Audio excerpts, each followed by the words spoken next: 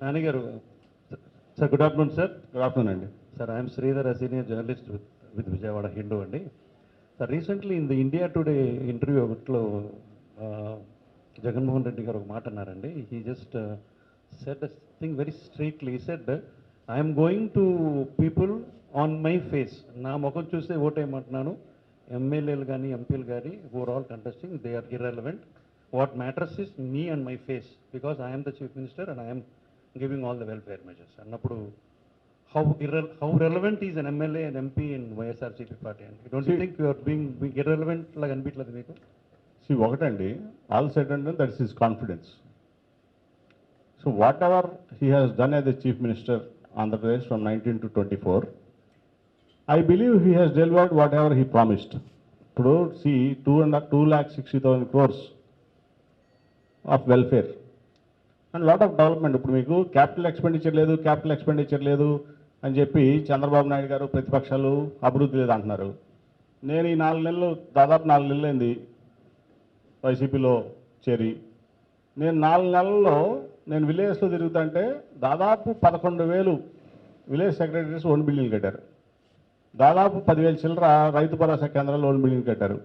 అలా ప్రతి 2,500కి ఒక విలేజ్ క్లినిక్ అని అర్బన్ క్లినిక్ అని పెట్టారు. దాదాపు వాటి మీద ఆ ఓన్ బిల్డింగ్స్ నిర్మిస్తానికి అయినటువంటి capital expenditure is nearly 30,000 crores. But what ever the dream project of Chandrababu Naidu, the Amaravati, whatever he invested there in 5 years is 10,000 crores. That too 1,500 crores came from the government of India and 2,000 crores he sold some bonds, Amaravati bonds, and got from Bombay. Only 6,500 crores he has invested in that Amaravati project. Whatever he says, it is growth in economically growth engine or a financial growth engine of the state. I'll make it a Singapore or a Malaysia or a Kuala Lumpur or London or Paris. He has just invested 6,500 crores. But Mr. Jagannath Reddy garu, in these 3 projects to decentralize the administration, సచివాలయాలు, ఆర్బీకేలు, health clinics మీద 30,000 crore plus invest చేశాడు. That is capital expenditure 3 times more than Amaravati. ఇవాళకి to decentralise, to bring administration to the village level, not even village. If there is a village of more than 2,500 people, there are two secretaries in every village. So for every 2,500 people, there is a village secretary, there is a Raitu Bharosa Kendram, there is a health clinic. So even the health infrastructure has been drilled down to the bottom, nearest to the public where it is required. ఎందుకంటే ఇప్పుడు మీకు గ్రామీణ ప్రాంతాల్లో ఈ పొలాల్లోకి వెళ్తే పాము కట్టేస్తుంది. వాళ్ళు దగ్గర నియరెస్ట్ హాస్పిటల్ రావాలంటే ఒకసారి 40 కిలోమీటర్లు 70 కిలోమీటర్లు.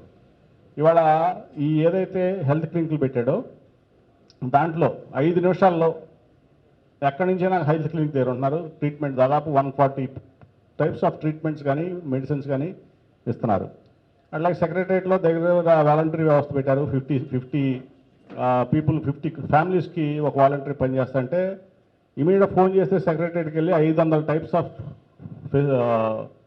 ఫంక్షన్స్ అవి పనిచేస్తున్నాయి. అంటే he has brought the administration to the 2,000 very micro level, very micro. This is the first of its kind in the country. Not I might be in the world itself, but as far as I know, it's the first of its kind. Decentralizing the administration and bringing it to the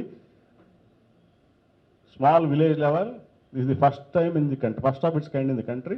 That we should appreciate Jagannath Reddy. So I have worked with Chandrababu Naidu very closely from 2013. Even before also I was working, but very closely. I had that working relation for nearly almost like 10.5 years.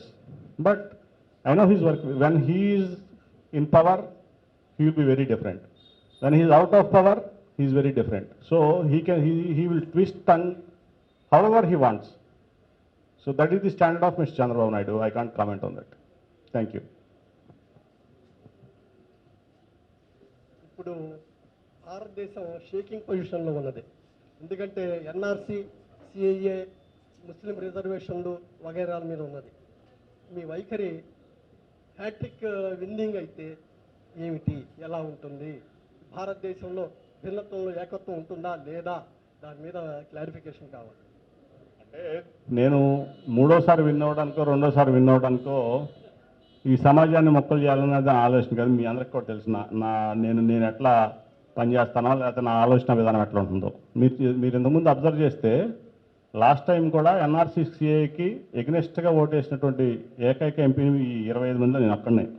ఆ రోజు చంద్రబాబు నాయుడు గారు నన్ను చాలా pressure పెట్టారు. కానీ చెప్పాను నేను, ఇది కరెక్ట్ కాదండి. ఒక సెక్షన్ ఆఫ్ సొసైటీని మనం హీనంగా చూడకూడదు. మనం వాళ్ళని ఇట్లా చూస్తే సమాజంలో అసమానతలు పెరిగిపోయి మళ్ళీ పాత రోజులేక టెర్రరిజమో మిలిటెన్సీనో ఇట్లాంటివి వస్తూ ఉంటాయి. కాబట్టి నేనైతే నా మనస్సాక్షికి విరుద్ధంగా నేను ఓటు వేయలేను. మీరు ఏ నిర్ణయం తీసుకున్నా నాకు ఇబ్బంది లేదు, కానీ నేను ఎన్ఆర్సీసీఏకి వ్యతిరేకంగా నేను ఓటేసాను ఆ రోజు కూడా. సో ఇవాళైనా సరే ఏంటంటే మేము ఇప్పుడు నేషనల్ లెవెల్లో బీజేపీ మేజర్ రోల్ ప్లే చేస్తూ ఉంది, అట్లాగే ఇండియా కూటమి మేజర్ రోల్ ప్లే చేస్తూ ఉంది. యాజ్ ఎ రీజనల్ పార్టీ ఇక్కడ వైసీపీ అనేది మేమేంటంటే మాకు స్టేట్ డెవలప్మెంట్ ఇంపార్టెంట్, ఇష్యూ బేస్డ్గా అక్కడ ఉన్నటువంటి అధికారంలో ఉన్నటువంటి సపోర్ట్ ఇవ్వడం అనేది మా పార్టీ పాలసీ. ఎందుకంటే స్టేట్ కోసం, స్టేట్ అభివృద్ధి కోసం, ఇక్కడ సంక్షేమం కోసం మేము చేస్తూ ఉంటాం. కాబట్టి మేజర్ డెసిషన్ ఏంటంటే బీజేపీ తీసుకోవాలి. మీరు అడిగిన కోసం చంద్రబాబు నాయుడు గారిని అడగాలి. ఎందుకంటే now he's an alliance partner with BJP. మేము బీజేపీతో అలయన్స్లో లేము. మేము ఖచ్చితంగా మాది సెక్యులర్ పార్టీ. మేము అన్ని కులాలకి మతాలకి అండగా ఉండేటువంటి వ్యక్తి జగన్మోహన్ రెడ్డి గారు. మీకు ఇంకోటి ఏంటంటే 2014లో ఇదే కూటమి బీజేపీ కానీ టీడీపీ కానీ ఆ రోజు పవన్ కళ్యాణ్ పోటీ చెప్పినా జనసేన కానీ పవన్ కళ్యాణ్ కానీ కలిసి పోటీ చేశారు. ఆ రోజు రకరకాలుగా చెప్పారు. 2018లో నేనే చంద్రబాబు నాయుడు గారు పెట్టమంటే అందరూ వెనకాడుతుంటే నేనే అవిశ్వాస తీర్మానం పెట్టాను మోడీ గారి మీద. మీరు రికార్డ్ చూడొచ్చు. అవిశ్వాస తీర్మానం పెట్టింది నేనే. సో ఆ రోజు విడిపోయాడు. విడిపోయినప్పుడు ఏం చెప్పాడు చంద్రబాబు నాయుడు గారు, అసలు మోడీ అంత టెర్రరిస్ట్ ఇంకొకరు లేరు, మోడీ అసలు ఈ దేశానికి పనికిరానటువంటి వ్యక్తి, దుర్మార్గుడు, నీచుడు, కుటుంబం కూడా లేని వ్యక్తి. నేను నా కుటుంబం గురించి నా భార్య ఉందని, పిల్లలు ఉన్నారని, మనవడు ఉన్నారని గర్వపడుతున్నాను, ఆయనకి భార్య కూడా లేదు అని పర్సనల్ లెవెల్కి వెళ్ళిపోయాడు. వెళ్ళిపోయి నానా మాటలు మాట్లాడి తర్వాత ఓడిపోగానే ఇమీడియట్గా యూటర్న్ తీసుకున్నారు. ఆ రోజుకి ఈరోజు చేంజ్ ఏంటండి? అసలు ఏమైనా చంద్రబాబు నాయుడు గారు ఇవాళ ప్రజలకు చెప్పాల్సింది ఏంటంటే, ఆ రోజు మీరందరూ కలిసి పోటీ చేశారు, కలిసి గవర్నమెంట్లో ఉన్నారు, తర్వాత విడిపోయారు. ఓకే, విడిపోయారు, నువ్వు చెప్పిన కారణం రాష్ట్రం కోసం. కానీ నీ ఎజెండా ఏంటంటే ఆ రోజున దేశ ప్రధాని అవ్వచ్చు అని ఏదో ఆశపడ్డాడు ఆయన. అది అవ్వలేదు. ఇక్కడేమో బొక్కబొరల పడ్డాడు జగన్మోహన్ రెడ్డి గారి దెబ్బకి. ఆ తర్వాత ఇమీడియట్గా బీజేపీతో నేను సాఫ్ట్గా ఉంటాను, బీజేపీతో ఇదే అని వాళ్ళ స్నేహం కోసం తాపత్రయపడతాం. మీరు అందరూ చూశారు, నేనైతే క్లోజ్గా చూశాను. అటువంటి పరిస్థితిలో ఇవాళ మళ్ళీ బీజేపీతో కలిశాడు. 2018లో అవిశ్వాస తీర్మానం పెట్టి బయటకు వచ్చి నువ్వు అదేం దీక్షలో ధర్మ పోరాట దీక్షలు పెట్టి మోడీ గారిని బీజేపీ గారిని తిట్టిన దగ్గర నుంచి 6 రోజుకి ఇవాళకి మార్పు ఏంటి?